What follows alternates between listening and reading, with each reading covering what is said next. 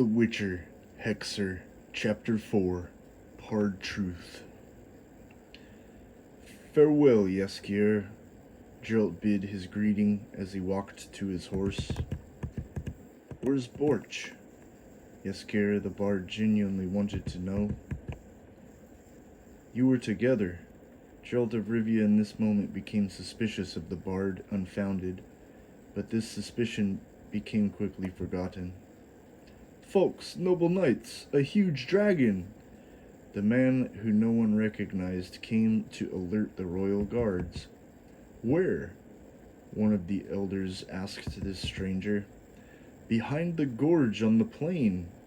The stranger shouted down from the top of the cliff at the edge of the hill where Geralt and Yennefer were recovering from the catastrophe that just happened only minutes before, as they still tried to catch their breath, covered in granite dust. This stranger ran back to the direction in which he came, so he would not lose sight, just in case he might accidentally lose the place where he found this majestic beast. All the men in the royal guard were shaken and frightened, completely taken off guard in every sense of the phrase. None of these men wanted to hop on their horses. Instead, they looked at each other, waiting for someone to make the first move to go find the dragon. Not one of them thought they'd ever see such a thing in all their lives, not even in their wildest boyish fantasies as children. Yet, here they were, scrambling to gather the courage to face a real supreme beast. The clamor was overwhelming for the weaker of heart, as Yennefer took the lead. She displayed more bravery than any of the various men who only followed behind her because she firstly went forward with no regard for the present danger. She rode upon a black horse and wore a black suit with silver and white studding on her garments that matched the black leather that was on her black steed. The sunlight reflected a peculiar glow off her and her horse's decorations, making this strong oracle energy radiate from them, seemingly one in the presence of these men who followed her. This black steed she rode was like some ethereal, otherworldly horse that did not know the meaning of fear, with pitch-black eyes seeing only what Yennefer wanted the faithful creature to see.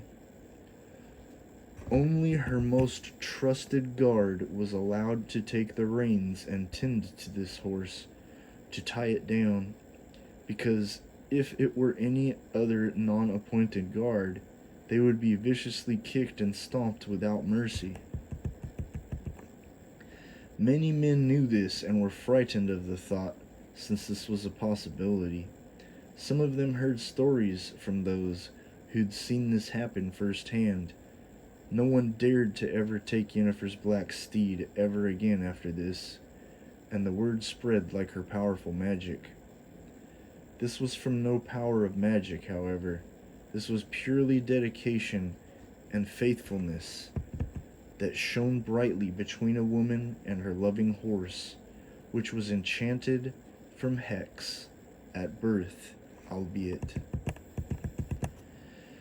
Those fearful men who had known well the reputation of Yennefer's horse were trying to hide behind tall grass that wasn't nearly enough to cover their presence, as the bunch of them crouched down like frightened children.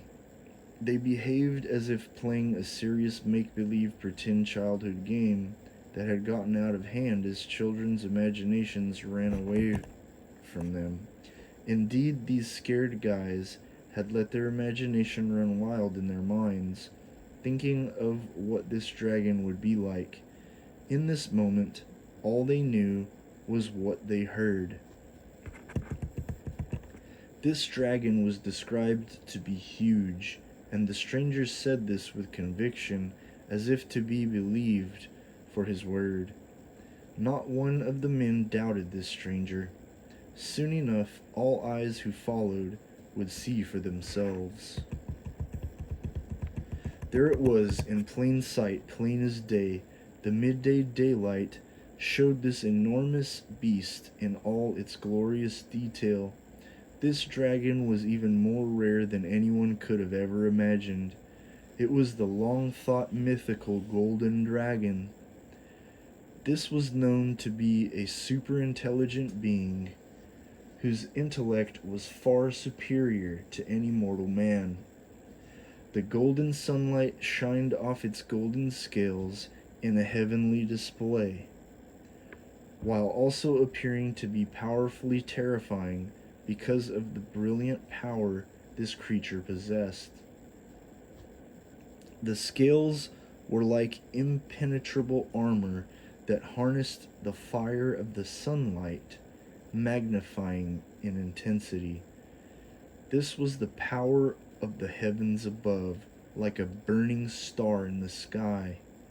The great dragon knew very well it was being watched, so the beast let out a growling bellow that trembled the ground of the plain where it rested. The golden dragon stood up on its hind legs, with its arm-like legs up in the air. To give an idea of how large this thing was, imagine the distance of its raised claws from the ground from which it was standing.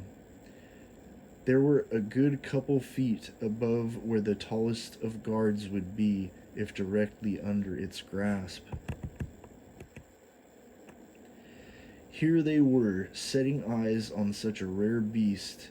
It very well could have been a dream as far as some of the more frightened ones were concerned, because they didn't want to believe that such a thing actually existed, showing itself before their very eyes.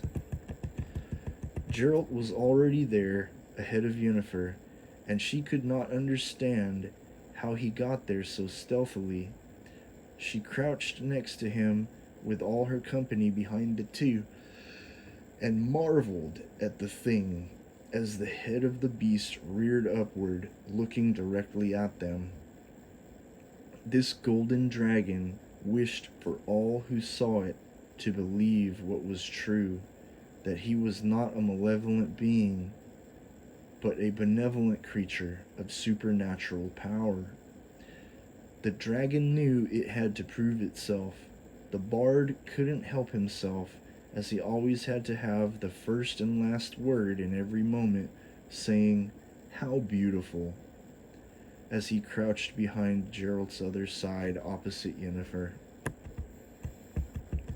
One of the elder knights of the forest commanded his men almost immediately upon arrival, saying to them, "Gentlemen, let's attack!"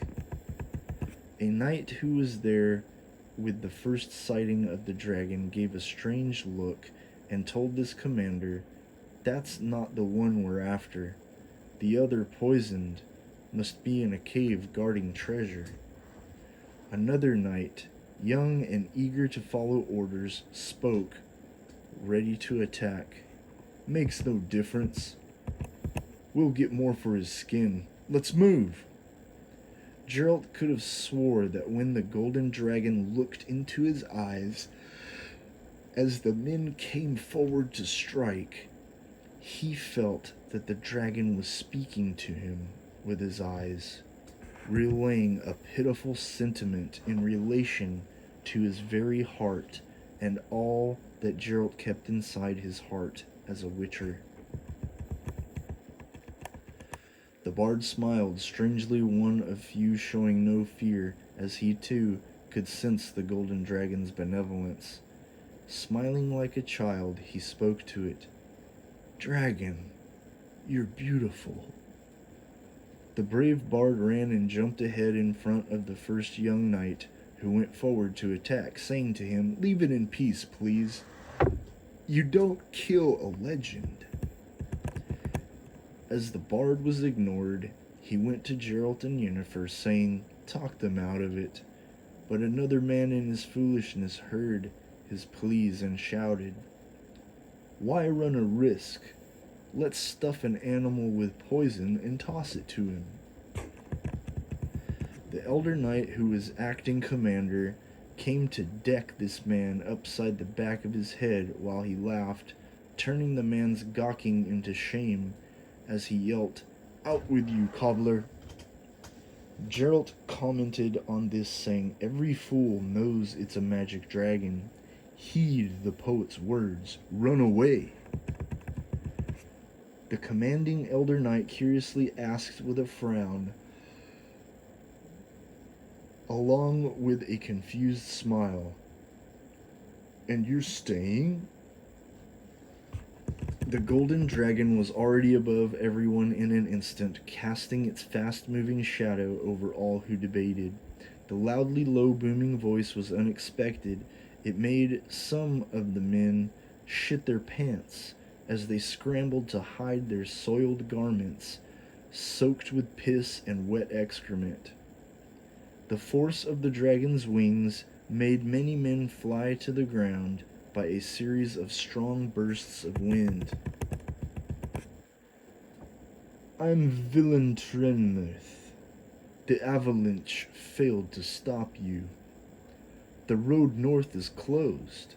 Go away!" The golden dragon gave instructions with warning, not to be reckoned with. "It's talking!" The commander elder knight spoke in pleasant surprise. Another bold knight, who was an elder, took off his masked silver steel helmet to show his shaven head and face, addressing the golden dragon atop a large mound in the plain. "You bad dragon who oppresses mankind, can you challenge on beaten ground me, Ache of Daenerys, to fight to the death?" Villain Trenmouth landed on the ground to challenge this foolish wish, saying to the boldened man in his foolish pride, "Come out!" Ache of Daenerys came out, charging towards the dragon with horse and spear once he put his masked helmet back on his head. The dragon looked on in great pity as the steam proved to be too unbearable for the charging knight and his horse. The horse neighed, turning back in a hurry, and the kind dragon did not wish to kill the steed, who was forced to die in battle. The dragon instead gave a whip of his tail to Ache's chest, caving in his chestplate of armor, knocking the poor fool right on his back in the middle of the field. Ache's helmet flipped in the air for a good few seconds before landing on the ground next to where he lay, dead before landing. Yennefer begged Geralt, "Kill it for me, please. It'll be like it was between us." Geralt walked away a few steps and turned back to her, saying, "You told me the truth over the abyss. You want to buy me like a piece of meat. No." Geralt then walked past a young king who came from afar to see the dragon slain. The Witcher turned back and came to the young king's ear. "There is a world of nature. Let's leave it in peace. The man's world is for our kind, and huge enough at that. The dragon's asking for peace.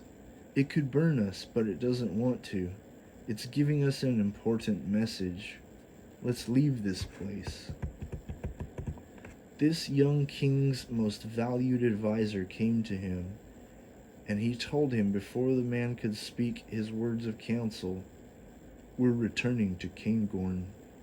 "But sir—" The advisor tried to speak, only to have the young king of Cairngorm raise his voice in anger. "Not a word!" Then the king went to get up on his horse to lead his men back home. As the young king climbed up the saddle, he gave his parting words. "Lady Yennefer and you gentlemen, I bid you farewell. Thanks, Gerald, for the true words.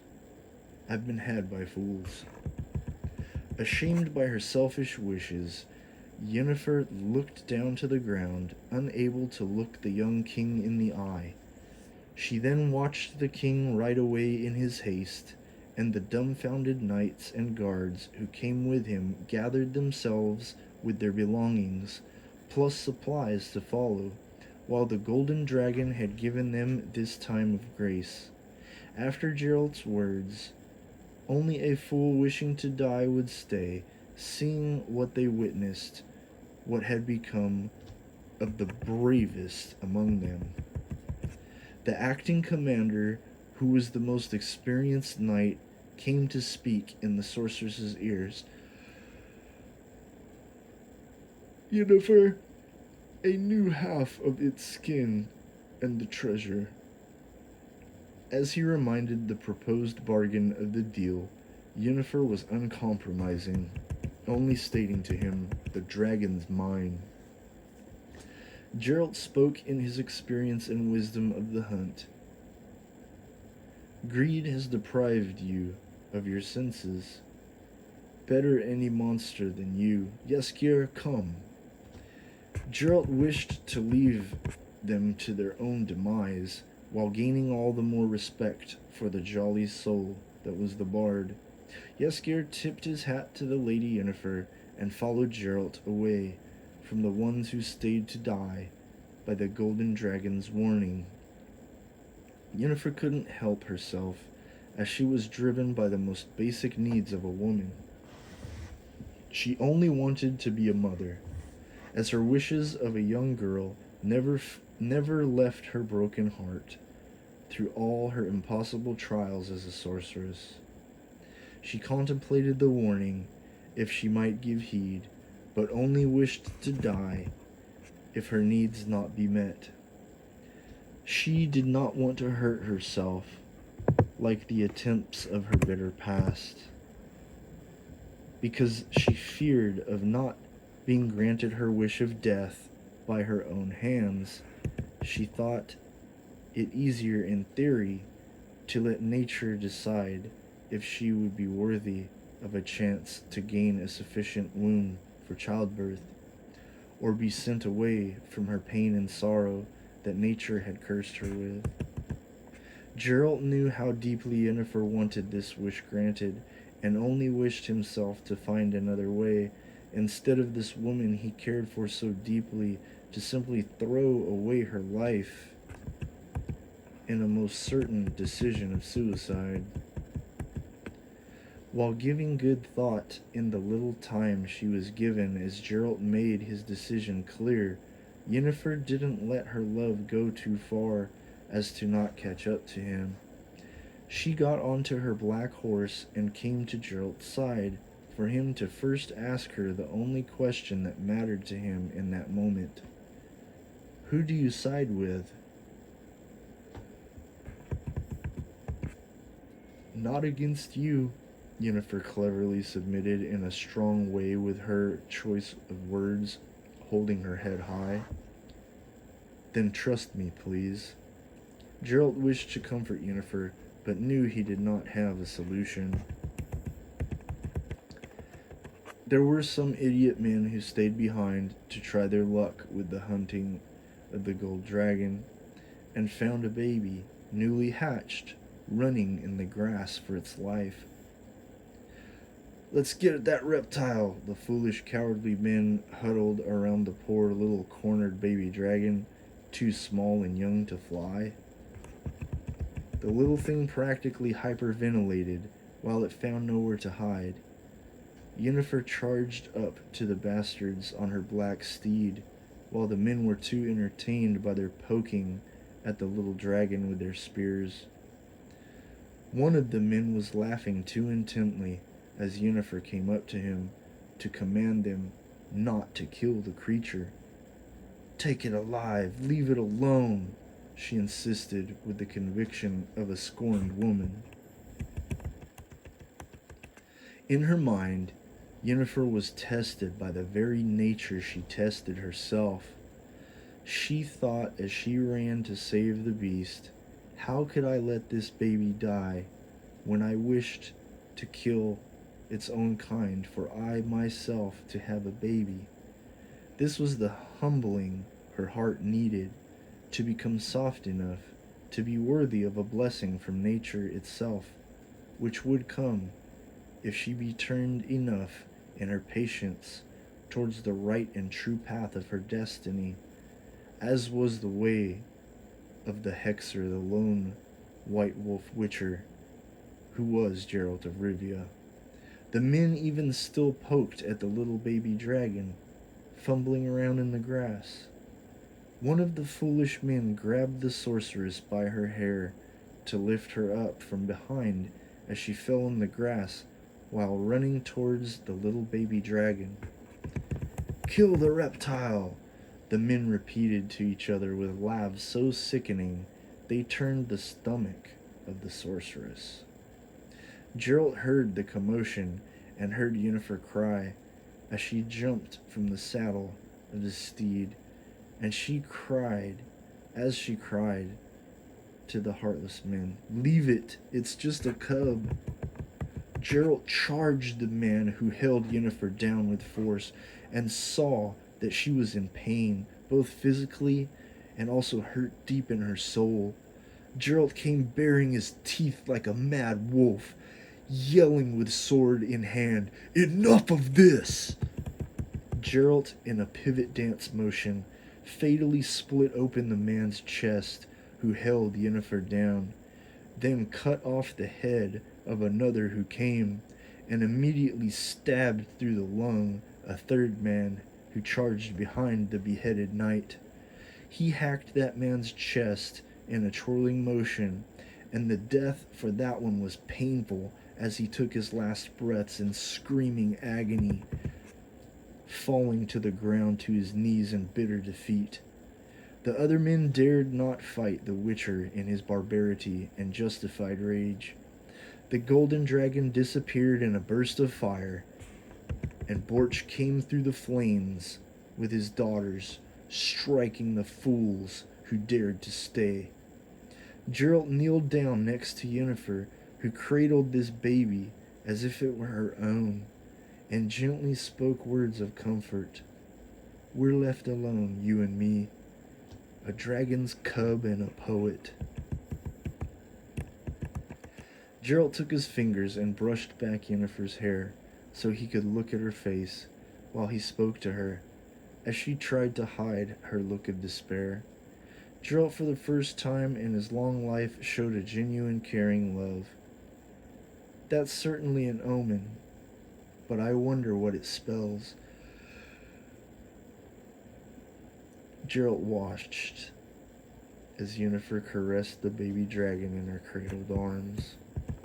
Nightfall came, and they had a nice little fire going. The bard became startled by Borch suddenly appearing behind him, as Jaskier became too comfortable sitting by the warmth. "Tell me, Borch, for he never will, or else I won't make up a ballad," the bard inquired. "Some creatures you call monsters feel endangered by men. They won't survive without a defender like a Hexer. I sometimes play the part," Borch clearly and plainly explained in such a way that it touched Jaskier's heart in a tender way. "It's too beautiful to sing about, so I won't." Jaskier gave his small stringed instrument a hug and lay on his side by the fire, while Geralt gave a grin. "Why don't you ask me for something, Geralt? I can do a lot, almost everything," Borch insisted. "Can you mind read?" Geralt asked seriously, not jokingly. "I can. No, it's impossible." Borch knew what he was insinuating with the troubles of his heart. "I can read minds too," Yennefer butted into their conversation surprisingly. Daybreak came in a flash, it seemed, and their rest was interrupted by an early sunrise, as they were above the valley with no mountain to block them from the brightness that they were exposed to, being on the tall mountain tops. Geralt, Yennefer, Jaskier, the bard, Borch, Tia, and Vea all had to adjust their eyes for a good minute before they could properly focus through the blinding white glare of the morning dew, which was a mist in some of the more dense parts of the forest. especially near the opening that gave way to a most wonderful view of the moss covered rocks. The bright green grass overlapped the edge of the hills where the rocks met the fields of abundant greens. There, by the rocky slopes, were red leafed trees amidst the green pines in the denser parts of the woods. Ferns also lined the edges of the rocks, and small dragon lizards, without wings of course, because they were just ordinary lizards, could be seen along the rocks that were being hit by the rays of light that broke through the trees and above them. It was time to go, and so Yaskir the cheerful bard sang a morning song he thought of while falling asleep, so it would be fresh on his mind. Though your heart's on fire, she's not meant for you, darling. That's how the fire ends, quenched by the ocean of parting, by the ocean of parting. The bard repeated his words softer each time until quiet. Geralt of Rivia rode his steed down a deep, sloping, thin trail of dirt through a dry patch of land in the hills that he could tell was not often traveled. This secret path led him in the direction to the castle of the forest, and proved to be a shortcut. He met with the dark-robed druid to see what he could learn, if anything, that would help him. That long-bearded druid watched over the children playing in the yard on the aisle balcony, and Geralt found him easily, as that druid was above in the place where anyone coming to the forest castle could see. Geralt first asked him, which of them is Calanth's grandson, as a few years had passed since Duny left with Pavetta to travel to the edges of the continent. I can't talk about it. Careful with the queen. Pavetta and Hedgehog perished at sea. The child's the only heir to the family that's left. The dark-robed druid believed a lie caused by the queen.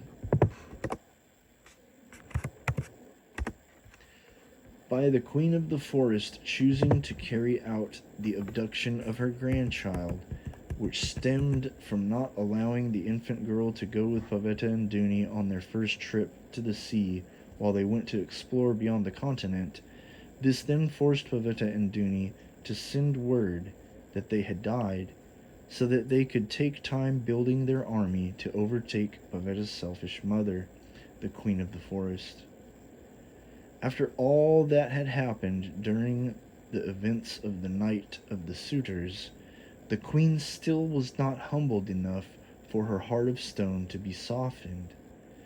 Even after believing her own daughter had died at sea with her husband, this only made her more loathsome. She sat in a perpetual smugness on her throne, growing terribly bad in her old age.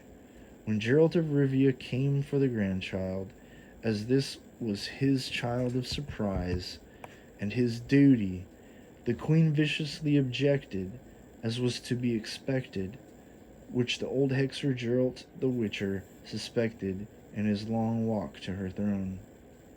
She lifted herself up from her seat and gave a bitter gaze once she saw Geralt the Witcher return. Don't take away my child, the successor to the throne. You can't claim her. It's inhuman. See how my pride has been punished. I've lost everything. Boys are playing in the moat. Take your pick, anyone. All of them.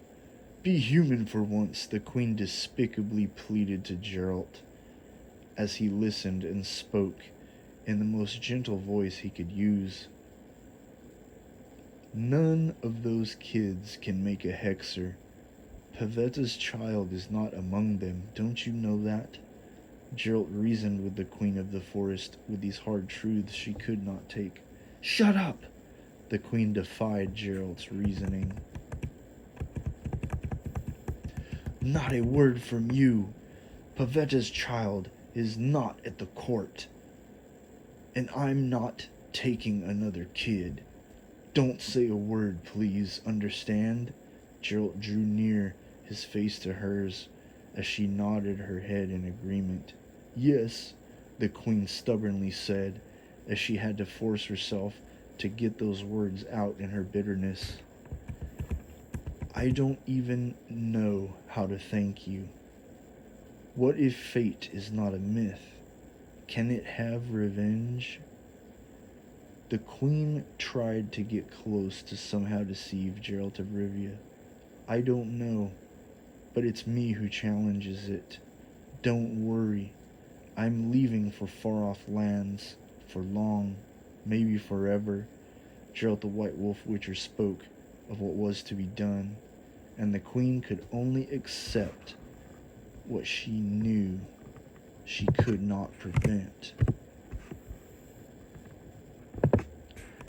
The queen of the forest put her cheek against the Witcher's heart, and he didn't know what to do other than let her carry out with this strange reaction. He could not trust her, for good reason, after all she had done. At first, she even tried to make him believe that her grandchild was not a girl but a boy, as to deceive Geralt. All he could do was ride away again at sunset, because he did not know where this phantom child was hidden. And as Geralt left, the Count came to the forest castle without his disguise of a false wisher. The bard had another song for the times. Tonight you won't see the stars, 'cause Central will be burning, and will show a world that will perish. Like a flock of black ravens, the enemies are hurrying. You've entered, but your fate will find you.